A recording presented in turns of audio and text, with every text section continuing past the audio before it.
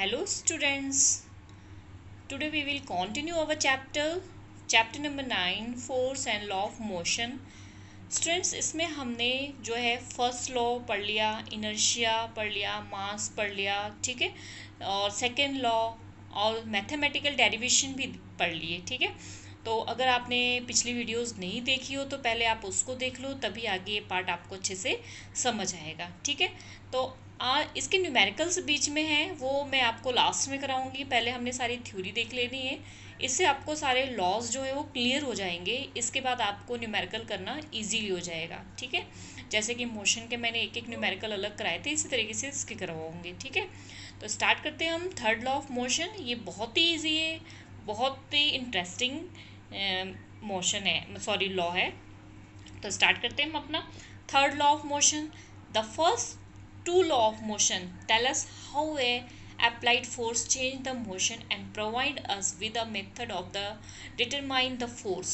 हमने पहले दो मोशन में क्या देखा कि कैसे फोर्स चेंज होता है, तो कैसे मोशन चेंज हो जाता है, ठीक है। तो ये डिपेंड किस पे कर रहा था, फोर्स पे कर रहा था। अब थर्ड लॉ ऑफ मोशन आपको ये बताता है कि when one object exert a force on another object the second object the intensity exert a force back on the first. क्या होता है कि जैसे कि फॉर एग्जांपल आपका ये हो गया, आप ए हो और यहाँ पर कोई बी है। अगर आप यहाँ पर फोर्स लगा रहे हो तो बी का भी उतना ही फोर्स आपके ऊपर लगेगा, ठीक है। तो मीन्स जो आप जितना फोर्स किसी ऑब्जेक्ट के ऊपर, मीन्स ए अगर बी के ऊपर जितना फोर्स लगा रहा है उतना ही फोर्स बी जो है उसके ऊपर लगाएगा। These two force are always equal in magnitude but opposite in direction। और ये फोर्स इक्वल होते हैं लेकिन अपोजिट डायरेक्शन में होते हैं। जैसे यहाँ पर ए था, यहाँ बी था, ठीक है। ए ने बी को फोर्स लगाया तो इस डायरेक्शन में लगाया, ए ने बी को फोर्स, तो बी क्या करेगा, इस डायरेक्शन में ए को फोर्स लगाएगा, ठीक है। इसके पहले आप कुछ एग्जांपल्स देखोगे तो आपको ये बहुत अच्छे से समझ आ जाएगा। बहुत ही ईजी है, कोई दिक्कत नहीं है इसमें। These force act on the different object or never on the same object. In the game of the football, sometime we while looking at the football and trying to kick it with a greater force। तो हर जगह कहीं कहीं problems भी आ जाती है। जैसे कि आप देख रहे हो फुटबॉलर जो होता है वो फुटबॉल को किक करता है, ठीक है। तो फुटबॉल उतनी तेजी से क्या होती है, उतनी ग्रेटर फोर्स से आगे की जाती है, ठीक है। इसी तरीके से जो जितनी वो तेजी से, जितनी स्पीड से वो जा रही है फुटबॉल, तो अगर दूसरा जो प्लेयर है वो उतनी ही फोर्स से उस पर मारेगा, तभी उस बॉल की डायरेक्शन जो होगी वो क्या हो जाएगी, चेंज हो जाएगी, ठीक है। अब जैसे कि फॉर एग्जांपल ये फुटबॉल थी, ठीक है। इस फुटबॉल को आपने पुश किया, ठीक है, किक किया। किक करने के बाद इसकी जितनी फोर्स से आपने किक किया, जितनी स्पीड से किक किया, तो यहाँ पर जो दूसरा पर्सन है उसको भी इसे उतनी ही फोर्स से किक करना पड़ेगा दूसरे डायरेक्शन में भेजने के लिए, ठीक है। ऐसे ही और भी एग्जांपल्स हैं, आप और एग्जांपल्स देख के और इजीली समझ जाओगे। एक एग्जांपल आपको यहाँ पर डायग्राम के थ्रू समझो।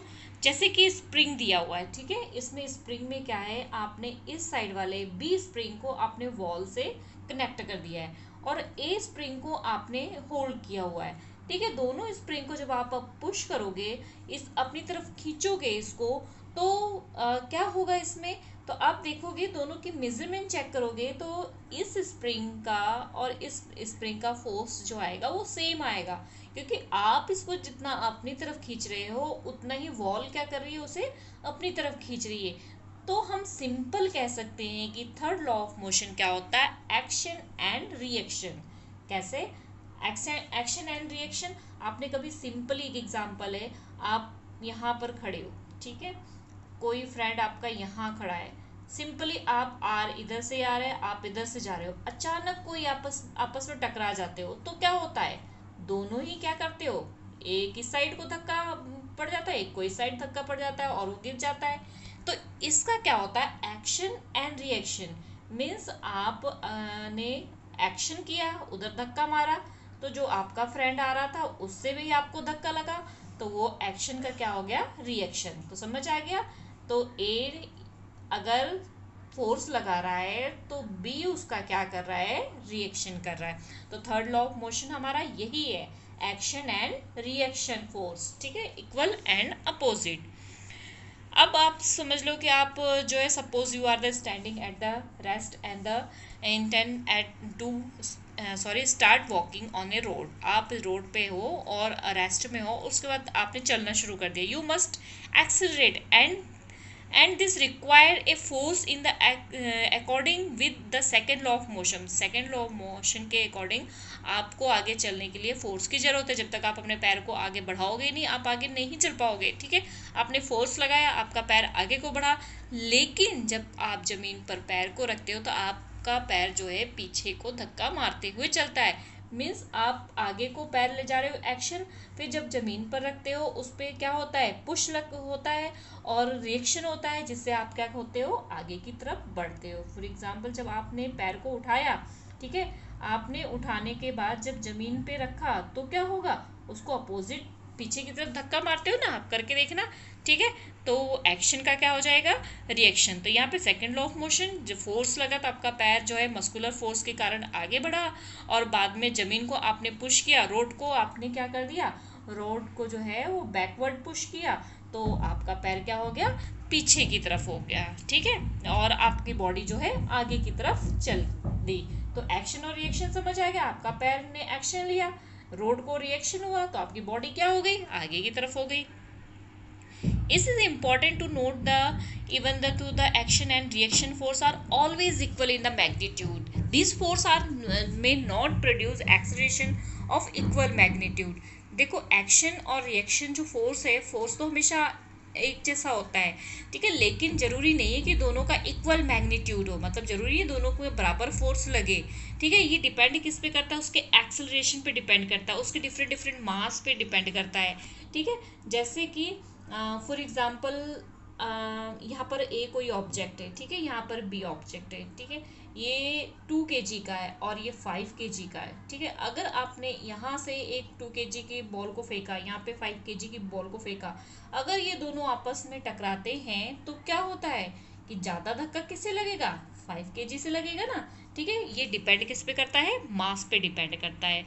इसकी एक सिंपल सी बहुत अच्छी एग्जांपल है, ठीक है, ये a forward force on the bullet, ठीक है। ये क्या होता है, रिकॉइल ऑफ द गन। ये गन में क्या होता है, आपने अगर कभी भी ओरिजिनल किसी को गन चलाते हुए देखा होगा तो वो क्या होता है, अगर कोई पर्सन, फॉर एग्जांपल यहाँ पे कोई पर्सन है, ठीक है, वो अगर गन को आगे की तरफ प्रेस करता है तो उसको भी पीछे की तरफ क्या होता है, थोड़ा सा धक्का लगता है, ठीक है, वो थोड़ा सा खुद भी पीछे की तरफ हो जाता है, लेकिन डिपेंड कहाँ करा, डिपेंड किस पे करा, मास पे।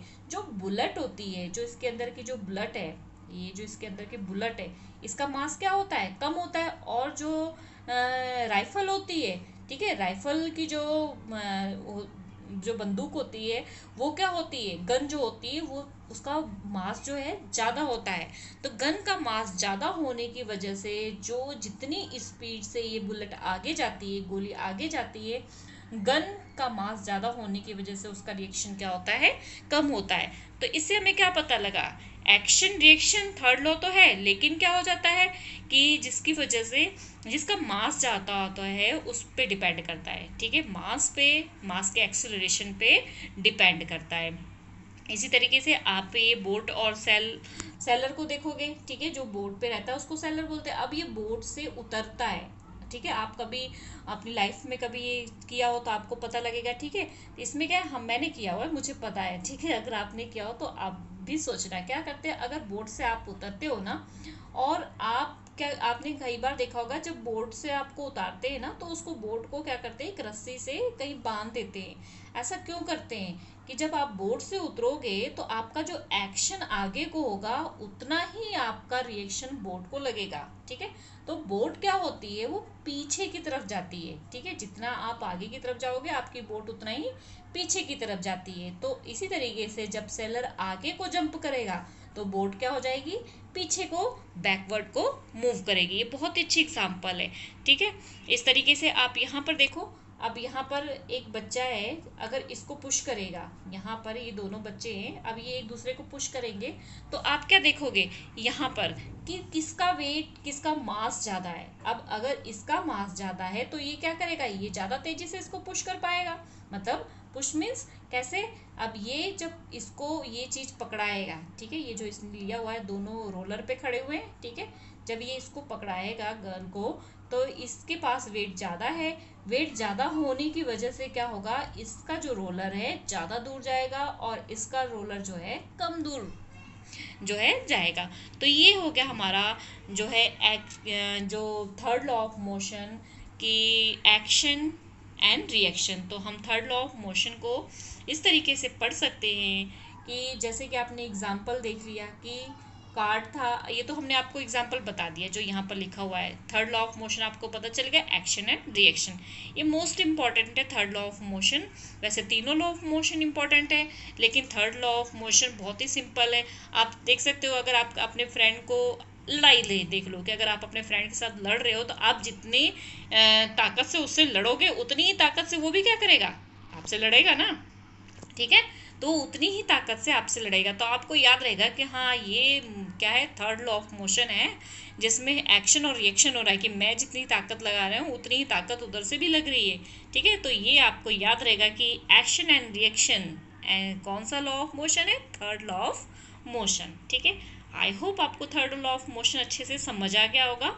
अब इसमें आपका जो है कंजर्वेशन ऑफ मोमेंटम, ये लास्ट पार्ट है, ठीक है, इसको मैं नेक्स्ट वीडियो में कराऊंगी क्योंकि फिर वीडियो लंबी हो जाएगी, ठीक है, इसको हम नेक्स्ट पार्ट में करेंगे, फिर उसके बाद न्यूमेरिकल्स करेंगे और ये चैप्टर हमारा क्या हो जाएगा, फिनिश। आई होप आपको समझ में आ गया हो। तो मेरे चैनल को सब्सक्राइब कर देना, वीडियो को लाइक करना मत भूलना और अगर बेल आइकन को प्रेस कर देना।